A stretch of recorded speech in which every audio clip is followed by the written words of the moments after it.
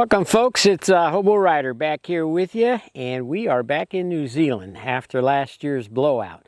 So right now it is in March, it's almost the end of March, coming into April. And I've come back this time to hopefully continue with the ride that I started with last year in October. But adding to that, we're going to be doing some fun things, and we're going to be doing some things that I'm really passionate about. For those of you that don't know, I'm also a pilot, and I am an aircraft builder of 5 flying airplanes. And with that, I decided that I'm going to do a documentary on the little grass strips here in New Zealand, and there are a lot of them.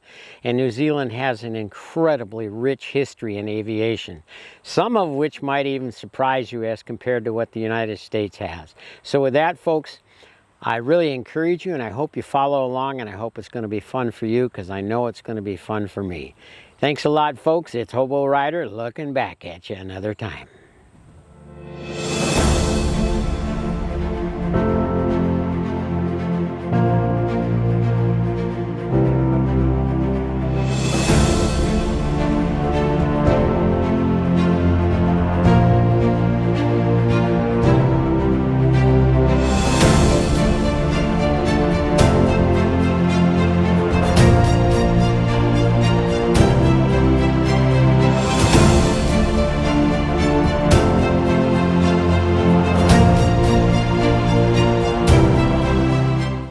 What brought about the idea for an airstrip? Well, we used to have what we called the Richard Pearse Memorial Fly-In, which is, all New Zealanders know that Richard Pearse was the first one to fly, you see. So, and it was down at a place called Waitui, which is near Timaru, and a great nephew of Richard Pearse had a piece of land there, and we used to have a fly-in every Easter down there, and people would take their microlights, camp down there, and they did that, and that was an annual thing.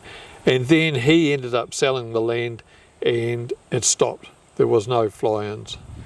And one day I've got some land over the river there and up this way, and I leased this piece of land, and it meant that I could run my stock through here. And this particular patch was a bit like a riverbed. And one day I walked through there and I thought, man, I reckon there's enough room from one end to the other to build an airfield here. And everybody thought I was nuts. Mike Small was the only one who you're going to talk to, was the only one that could see the vision, really. The club thought, yeah, they've lost it. So because it was really rough, we had trees that were in the middle of where the strip was going to go. It wasn't like it is now.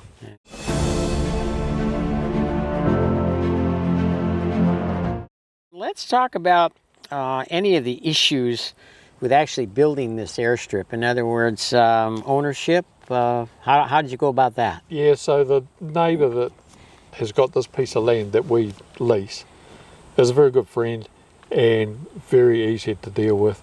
And this was a paddock that was a nothing paddock. And I just said what we were going to do, and he said, yeah, no problem, and we started doing it. And he loves it now. He comes down here regularly, as he's met right, he's a wonderful guy. Yeah, his wife too. Yeah. So how many years ago was that? I think that was around when we started doing it, about 2005. So that's 20 years ago. Yeah. And then as far as regulations with either the town or aviation? The what? Right. Okay, so we covered that issue there. We just kind of... I didn't know you even had to think about regulation. We just did it. We just did it. Yeah, we just did it, and we've never got into trouble, so I suppose it was okay. Yeah, I mean... It's a very isolated spot. There's no houses around. The closest one is where Nigel and Josie live, up there. That's their land. There's another house up there. It's the river's out there. I've got land on the other side. It's very isolated. Oh, it's beautiful. Absolutely beautiful. So we don't really upset anybody. Right. Yeah.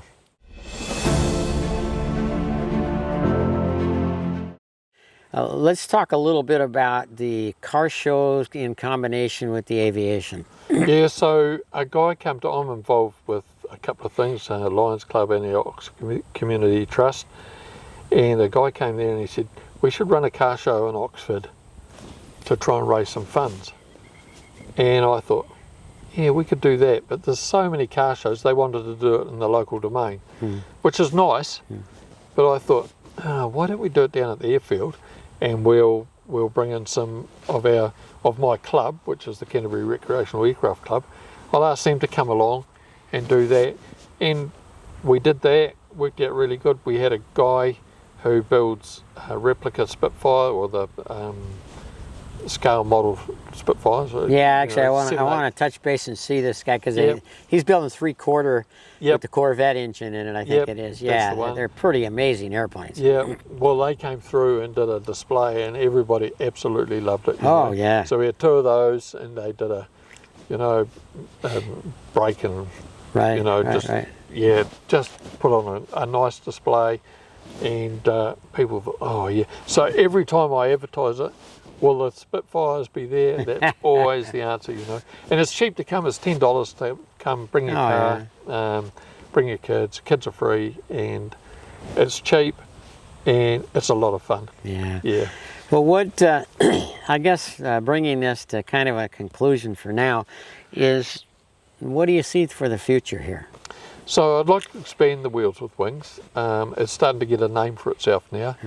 I don't know how long, because I don't own the field, like the people who own it, they're getting older. They might want to sell up. I'm not sure what would happen then. I'm getting older too, so I probably wouldn't want to buy it. Yeah, me too.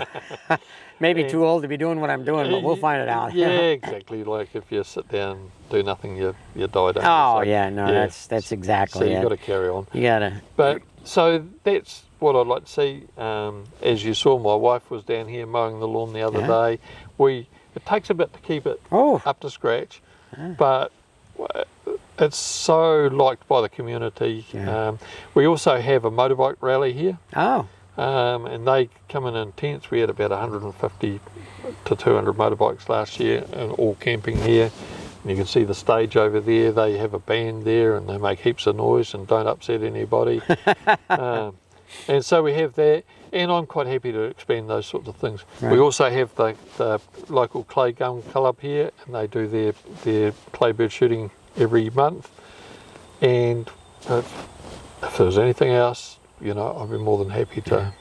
Well, David, I just want to say a great big thank you for, number one, allowing me to be here, and a chance to interview you. And like I said, for Saturday, I think it will be, I'll interview Mike a little bit, get his kind of take on how he felt about this whole process of this fantastic place that you've built here. It certainly, you needed a little bit of vision for it. It didn't look like a run. When you have gorse covered, it didn't look like it would make a runway. And and I have a personal experience with the gorse bushes, so I know what that stuff's like. I mean, that was something that was invented by somebody that didn't like somebody. But anyhow, David, I really absolutely appreciate it, and we'll look forward to continuing with this project. And my hope is that I visit a number of these different grass strips here in New Zealand, because starting to do the research yesterday into aviation in New Zealand, just like with Pierce. Okay, there's a lot of confliction from my country as to, wait a minute, who was the first one that flew? And it'll never be solved. And then I believe Jean, I think her last name is Batten. Oh yes. Jean Batten. Batten. I mean, my God, everybody goes Amelia Earhart, Amelia Earhart. Well, my God, I started reading the stuff that she did. And it's like, come on, people, but it depends on where you're from.